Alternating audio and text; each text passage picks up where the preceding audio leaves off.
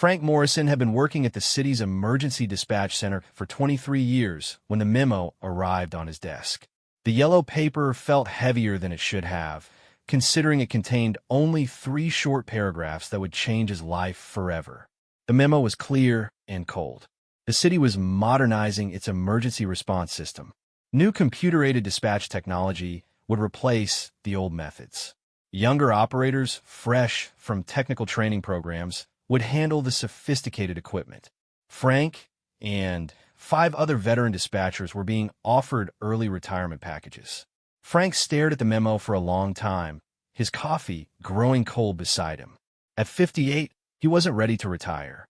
More importantly, he knew things about this job that no computer program could teach.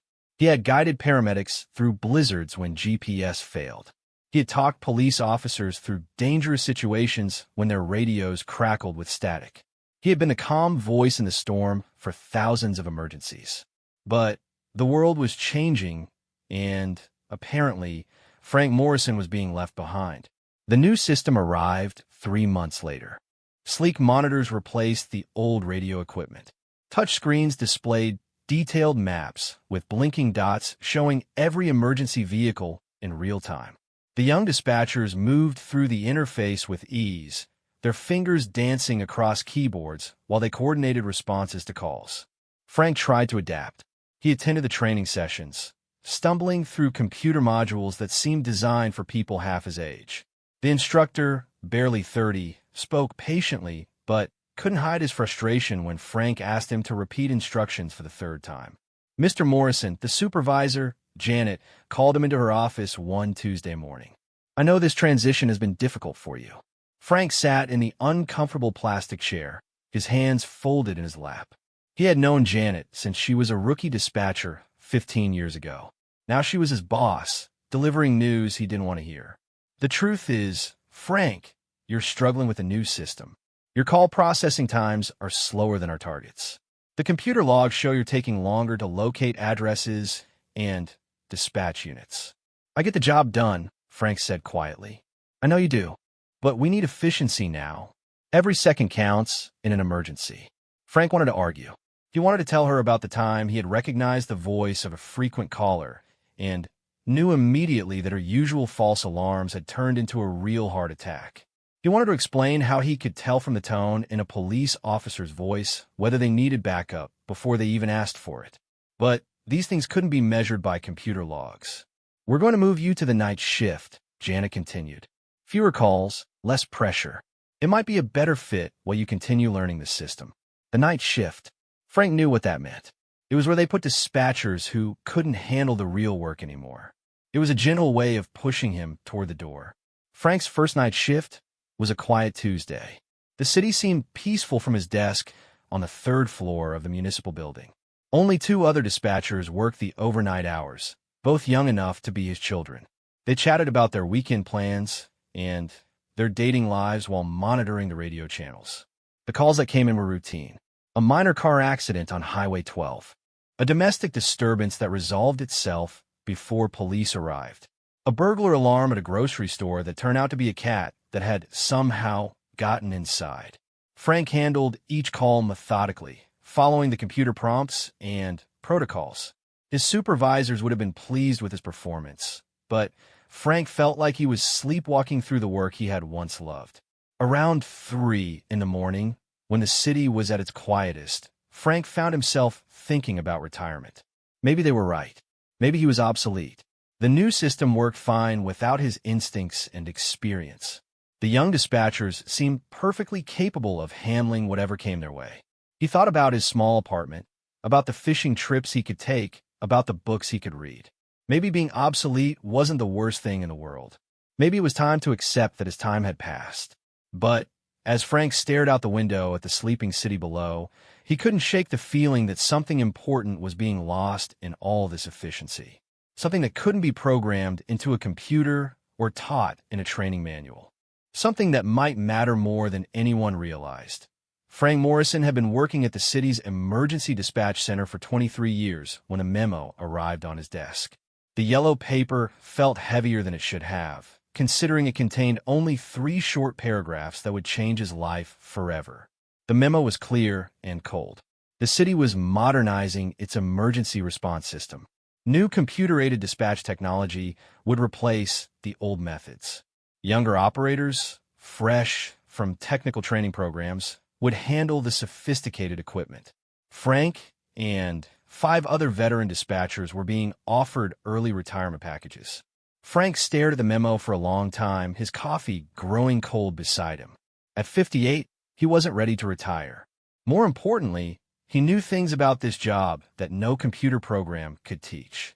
He had guided paramedics through blizzards when GPS failed. He had talked police officers through dangerous situations when their radios crackled with static. He had been the calm voice in the storm for thousands of emergencies. But the world was changing, and apparently, Frank Morrison was being left behind. The new system arrived 3 months later. Sleek monitors replaced the old radio equipment. Touch screens displayed detailed maps with blinking dots showing every emergency vehicle in real time. The young dispatchers moved through the interface with ease, their fingers dancing across keyboards while they coordinated responses to calls. Frank tried to adapt. He attended the training sessions, stumbling through computer modules that seemed designed for people half his age. The instructor, barely 30, spoke patiently, but couldn't hide his frustration when Frank asked him to repeat instructions for the 3rd time. Mr. Morrison, the supervisor, Janet, called him into her office one Tuesday morning. "I know this transition has been difficult for you." Frank sat in the uncomfortable plastic chair, his hands folded in his lap.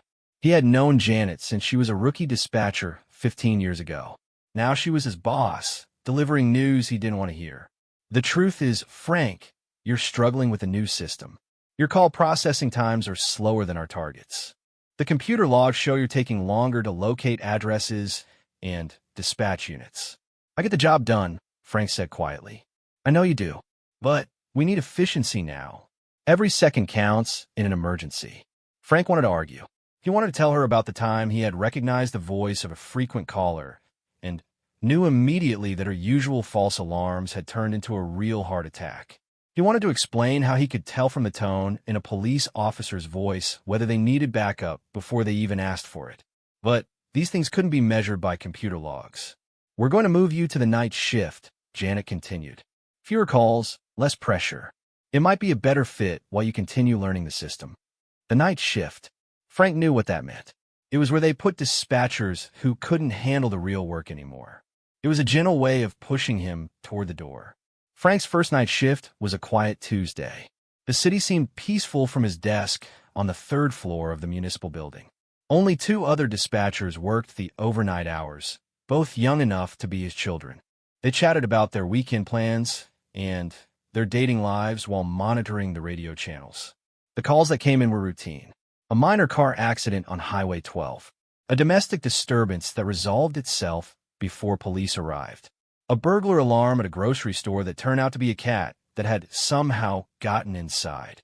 Frank handled each call methodically, following the computer prompts and protocols. His supervisors would have been pleased with his performance, but Frank felt like he was sleepwalking through the work he had once loved. Around 3 in the morning, when the city was at its quietest, Frank found himself thinking about retirement. Maybe they were right. Maybe he was obsolete. The new system worked fine without his instincts and experience. The young dispatchers seemed perfectly capable of handling whatever came their way. He thought about his small apartment, about the fishing trips he could take, about the books he could read. Maybe being obsolete wasn't the worst thing in the world. Maybe it was time to accept that his time had passed. But as Frank stared out the window at the sleeping city below, he couldn't shake the feeling that something important was being lost in all this efficiency. Something that couldn't be programmed into a computer or taught in a training manual. Something that might matter more than anyone realized. 3 weeks into his night shift exile, Frank had settled into a routine that felt more like slow surrender than work. He arrived at 11 each evening, checked the computer systems, and prepared for 8 hours of minimal activity.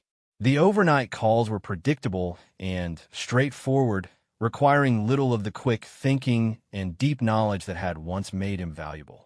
His colleagues on the day shift barely acknowledged him anymore.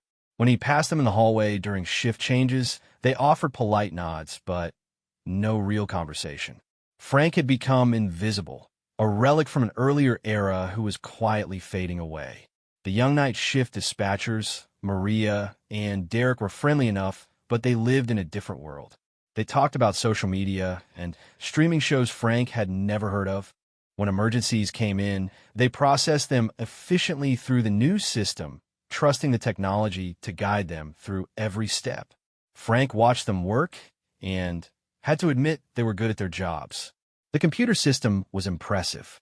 It could instantly cross-reference addresses with previous calls, automatically suggest the appropriate response units, and even predict traffic patterns to recommend the fastest routes. Everything was faster and more accurate than the old days. But sometimes, late at night when the city was quiet, Frank noticed things the computers missed. Like the Thursday night when Maria took a call about a suspicious person walking through the downtown area. The caller described a man in dark clothes moving between buildings, possibly casing them for break-ins. Maria followed protocol perfectly, dispatching a patrol car to investigate and logging all the relevant details in the system. Frank, listening from his desk nearby, recognized the address. It was near the railroad tracks where homeless people sometimes camped. This suspicious person was probably just someone looking for shelter, not a criminal. But the computer system didn't know about the homeless camp. It only saw the data points and made logical conclusions based on crime statistics. The patrol officer found exactly what Frank expected: a homeless veteran trying to stay warm. No crime, no threat, just human desperation that didn't fit neatly into computer categories. Frank didn't say anything to Maria. It wasn't his call to handle, and the situation had resolved without problems. But he filed the incident away in his mind, another small example of the difference between data and understanding. As winter settled over the city, the night calls began to change. The weather grew colder, and more people found themselves in desperate situations. Frank noticed patterns that the computer system couldn't detect. Repeat calls from the same neighborhoods, subtle changes in the types of emergencies, the way certain problems clustered around specific times and locations. One bitter February night, Derek took a call that made Frank's attention sharpen. An elderly woman reported that her neighbor hadn't answered his door for 3 days. She was worried, but not sure if it was really an emergency. Derek handled the call by the book. He dispatched a patrol officer for a welfare check and noted the details in the computer system. Standard procedure for this type of call: the officer would knock on the door, look around the property, and file a report. But Frank knew the address. It was in the Riverside District, an older part of town where many elderly residents lived alone. More importantly, Frank remembered other calls from that exact street over the past month. A heating system failure 3 weeks ago. An elderly man who had fallen in his driveway 2 weeks before that.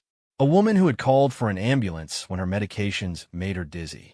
The pattern was invisible to the computer system, which treated each call as an isolated incident. But Frank could see it clearly: a neighborhood where aging residents were struggling with the harsh winter, often too proud or confused to ask for help until situations became critical. The welfare check that night found exactly what Frank feared. The elderly man had suffered a stroke 3 days earlier and had been lying helpless in his house ever since. He survived, but barely. If the concerned neighbor hadn't called, if Derek hadn't dispatched an officer, the man would have died. Frank sat at his desk after the call ended, staring at his computer screen. The system had worked exactly as designed. A call came in, the appropriate response was dispatched, and the situation was resolved. The computers would record it as a successful outcome. But Frank knew it could have been different. If someone had been paying attention to the patterns, if someone had recognized that the Riverside District needed extra attention during the cold snap, if someone had connected the dots between seemingly unrelated calls, the man might have been found sooner. That night, Frank made a decision. He began keeping his own records, writing down details that the computer system considered irrelevant. Addresses where multiple elderly people lived alone. patterns of calls that suggested underlying problems, weather conditions that seemed to trigger certain types of emergencies. He told himself he was just staying sharp, keeping his mind active during the long, quiet hours. But deep down, Frank Morrison was preparing for something. He didn't know what, but his instincts told him that all his years of experience might matter again someday. He just had to be ready when that day came. Spring brought changes that Frank Morrison didn't see coming. The city had been so pleased with the efficiency improvements from the new dispatch system that they decided to expand the program. More automation, fewer human dispatchers, and a complete overhaul of the emergency response protocols.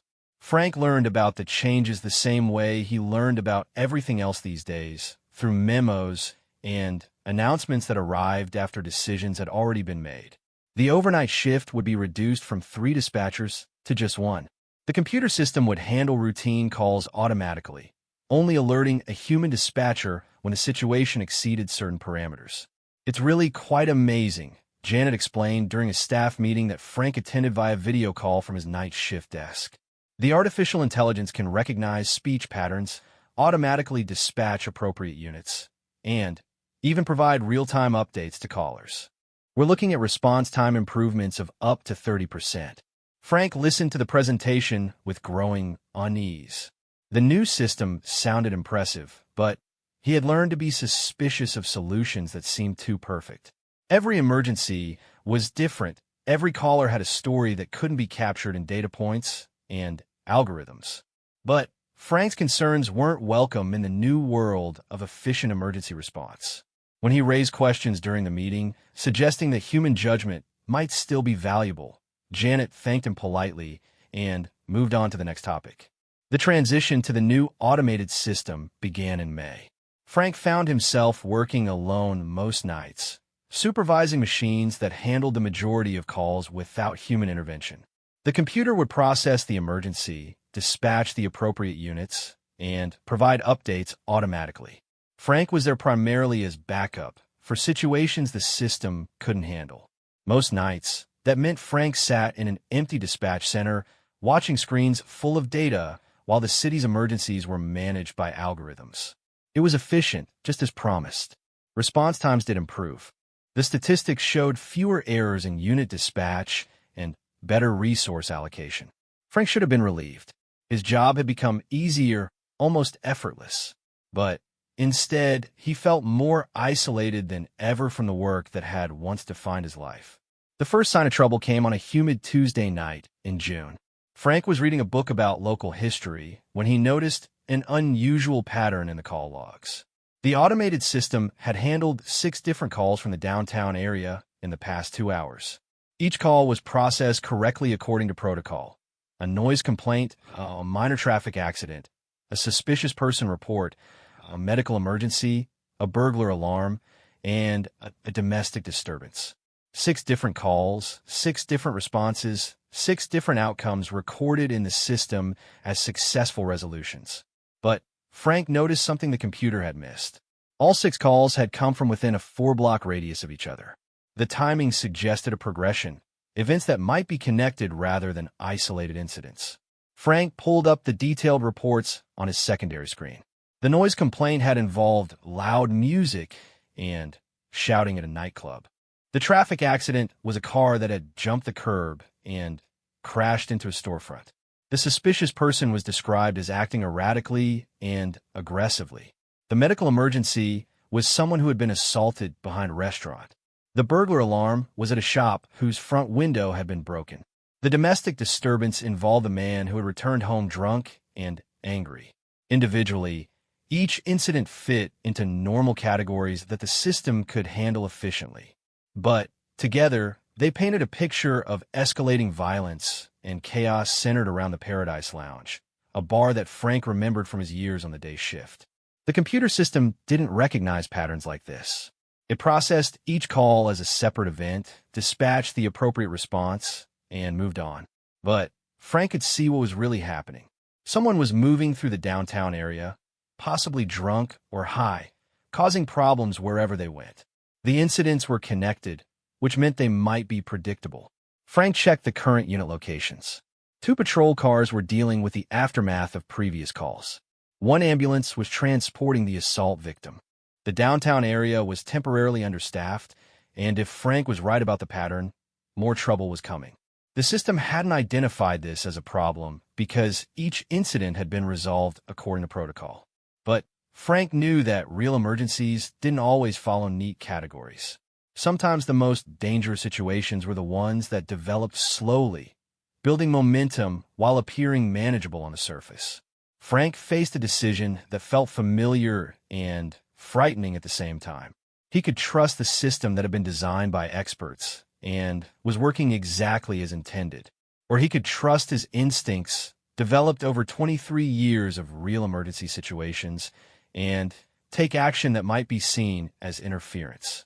He thought about the homeless veteran who had been mistaken for a criminal, about the elderly man who had nearly died because no one connected the dots, about all the small moments when human understanding had made the difference between success and disaster.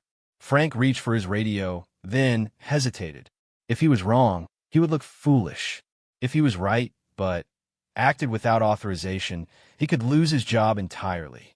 The safe choice was to let the system handle things and trust that everything would work out as designed. But sitting alone in the dispatch center, watching data points move across a screen while real people faced real dangers in the streets below, Frank Morrison realized that being safe wasn't the same as being right. And after 3 decades of emergency work, he knew the difference mattered more than his job security. Frank Morrison picked up his radio handset with steady hands, despite the weight of what he was about to do. Breaking protocol after months of being sidelined felt like stepping off a cliff, but his instinct screamed that people were in danger. Unit 17, this is dispatch, Frank said into the radio, his voice carrying the authority of his decades of experience. Go ahead, dispatch, came the response from Officer Martinez, who was finishing paperwork from the earlier assault call. I need you to increase patrol presence in the downtown corridor between 5th and 8th Streets. We've had multiple incidents tonight that may be connected. Suspect possibly moving north on foot, causing disturbances. There was a pause. Frank could almost hear Martinez thinking, probably wondering why this call was coming from a human dispatcher instead of through the automated system. Copy that, dispatch. Are you showing any specific threats? Frank looked at his screens. The automated system showed everything is resolved. No active emergencies in the area. According to the computers, downtown was safe and quiet. Negative on specific threats, but pattern analysis suggests potential for escalation. Use caution and report any unusual activity. Roger, en route. Frank set down the radio and immediately began documenting his decision in the manual log system that still existed alongside the computerized records. He wrote carefully, knowing that his words might be scrutinized later. But as he wrote, he felt something he hadn't experienced in months, the familiar tension and focus of real emergency work. 15 minutes passed. Frank monitored the radio channels while watching the automated system continue its efficient processing of routine calls from other parts of the city. Everything seemed normal, and he began to wonder if he had made a mistake. Then Officer Martinez's voice crackled over the radio, tense and urgent. Dispatch, I've got a situation at the corner of 6th and Main. Individual matching previous descriptions attempting to break into vehicles. Appears intoxicated and agitated, requesting backup immediately. Frank's fingers moved across his keyboard, overriding the automated system to take direct control of the emergency response. The computer would have processed the request efficiently, but Frank could hear something in Martinez's voice that suggested this situation needed human attention. Unit 23, respond to assist Unit 17 at 6th and Main. Frank radioed to the nearest patrol car.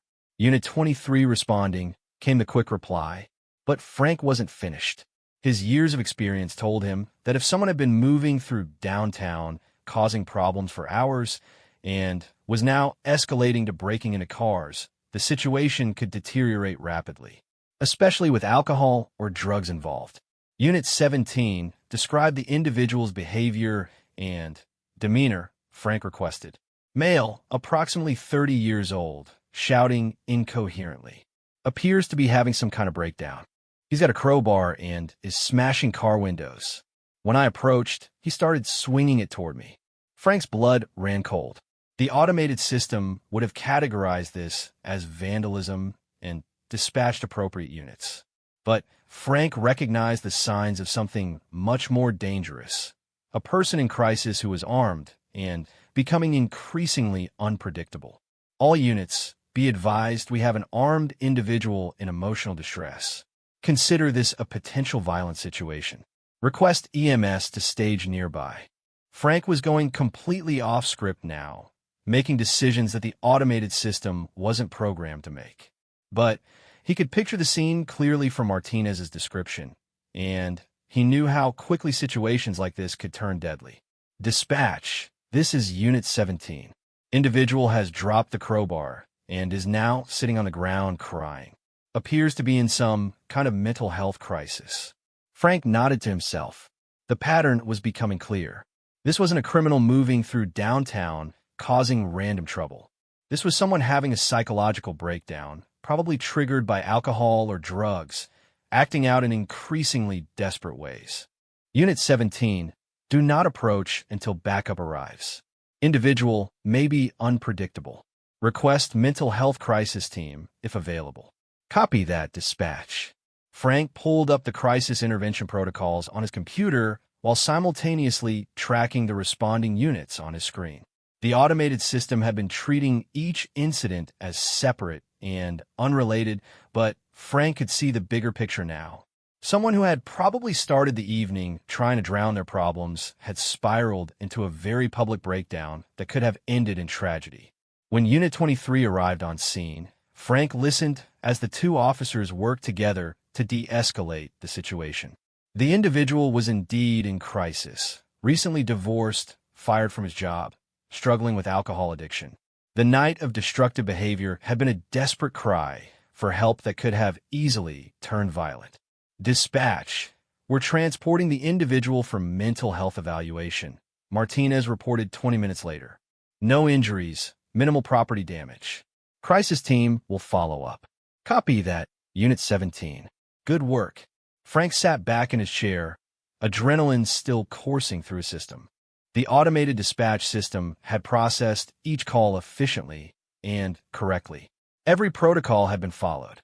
But without human insight connecting the dots, the situation could have escalated into something much worse. A person in crisis might have hurt someone else or been hurt themselves.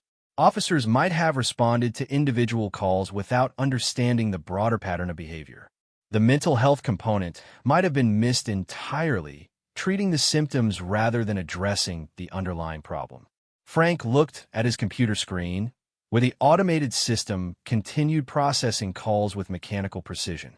In 30 minutes, he would file a report explaining his actions tonight. Tomorrow, he would probably face questions about why he had overridden established protocols. But as he watched the patrol units return to normal patrol patterns and the downtown area settle into quiet again, Frank Morrison knew something important had happened. His years of experience, his ability to see patterns and make connections, his understanding of human behavior in crisis, all the things that had been labeled obsolete, had made a real difference tonight. The question now was whether anyone else would see it the same way. Frank Morrison arrived at work the next evening expecting to find a memo waiting on his desk. Or worse, a request to report to Janet's office. He had broken protocol, overridden the automated system, and made decisions that weren't his to make. By all accounts, he should have been in serious trouble. Instead, he found Officer Martinez waiting for him in the dispatch center. "Frank, I wanted to thank you for last night," Martinez said, standing up from the visitor's chair. "That situation could have gone very badly if you hadn't connected the dots." Frank hung up his jacket, unsure how to respond. "Just doing my job." "No, you weren't," Martinez said with a slight smile. "You were doing a lot more than your job." The computer system had everything filed away as separate incidents. It would have taken us a lot longer to figure out we were dealing with the same person, and by then, someone might have gotten hurt. Frank nodded, still waiting for the other shoe to drop. But Martinez continued. I talked to my sergeant this morning. Told him how the night shift dispatcher had pieced together a pattern that probably prevented a serious incident. Thought you should know that it didn't go unnoticed. After Martinez left, Frank settled into his routine, but his mind kept returning to the conversation. Maybe his actions hadn't gone as unnoticed as he had feared. Maybe someone understood the value of experience and human judgment, even in an increasingly automated world. The answer came 3 days later, but not in the way Frank expected. It was a busy Saturday night when the city's emergency response system faced its biggest test since the automation upgrades had been installed. A severe thunderstorm had moved through the area, knocking out power to several neighborhoods and flooding low-lying streets. The automated dispatch system was handling the increased call volume efficiently, routing units to address downed power lines, water rescues, and traffic problems. Frank was monitoring the system when he noticed something troubling. The automated responses were logical and appropriate for each individual emergency, but they weren't accounting for the broader impact of the storm. Units were being dispatched to handle immediate problems without considering how those deployments affected overall emergency coverage. The computer system had sent 3 fire trucks to handle separate incidents on the east side of the city, leaving the west side with minimal fire protection. 2 ambulances were dealing with minor injuries from car accidents, but no emergency medical coverage remained for the areas most likely to experience serious flood-related emergencies. Patrol cars were spread throughout the city handling individual calls, but no one was positioned to manage traffic flow around the major flooding zones. Frank watched the situation develop with growing concern. Each automated decision was correct in isolation, but collectively they were creating dangerous gaps in emergency coverage at exactly the wrong time. When the call came in, Frank knew immediately that the automated system wouldn't handle it correctly. 911, what's your emergency? The automated voice answered the call. My apartment building is flooding, and there are elderly people trapped on the 2nd floor. The stairs are underwater, and we can't get them out. The caller was panicked, speaking quickly. Frank listened as the automated system processed the information and prepared to dispatch a water rescue unit. But Frank knew that the nearest water rescue team was already committed to an emergency across town. The computer would assign the call to the next available unit, which was at least 20 minutes away. People could die in 20 minutes. Frank didn't hesitate this time. He took control of the call manually, switching off the automated response system. Sir, this is Dispatcher Morrison. I need you to stay calm and give me your exact address. For the next 40 minutes, Frank coordinated the most complex emergency response of his career. He pulled a fire truck from a minor incident to handle the water rescue. He redirected an ambulance that was transporting a patient with non-life-threatening injuries to stand by for potential flood victims. He repositioned patrol cars to manage traffic around the flooded area and ensure clear routes for emergency vehicles. Most importantly, Frank used his knowledge of the city's geography and his understanding of flood patterns to anticipate where the next emergencies would occur. He pre-positioned units in areas where the automated system would have left them vulnerable, and he coordinated responses that treated the storm as a single, complex emergency rather than dozens of separate incidents. When the last elderly resident was safely evacuated from the flooded apartment building, Frank finally allowed himself to breathe. The automated system had resumed normal operations, efficiently processing the remaining storm-related calls. But Frank knew that without human intervention, the night could have ended in tragedy. Monday morning brought a meeting that Frank had been expecting for months. But when he walked into Janet's office, he found more than just his supervisor waiting for him. Frank, I'd like you to meet Chief Rodriguez from the fire department and Lieutenant Brooks from police operations, Janet said. They wanted to speak with you about Saturday night. Frank sat down, preparing for criticism about overriding protocols during a major emergency. Instead, Chief Rodriguez leaned forward with a smile. Frank, we've been reviewing the response patterns from Saturday's storm. What you did out there, coordinating resources across multiple agencies, anticipating problems before they developed, managing the big picture while the automated system handled individual calls. That's exactly what we need. Lieutenant Brooks nodded in agreement. The computer system is excellent at efficiency, but it can't think strategically. It can't see the forest for the trees. Saturday night proved that we still need experienced human judgment for complex emergency situations. Janet opened a folder on her desk. Frank, we're creating a new position. Senior Emergency Coordinator. Someone who works alongside the automated system, but has the authority to override it when human experience suggests a different approach. Someone who can see patterns and connections that computers might miss. Frank stared at them, hardly believing what he was hearing. The job would be day shift, Janet continued, working directly with all emergency services during peak hours, training new dispatchers on the value of human intuition alongside technical skills.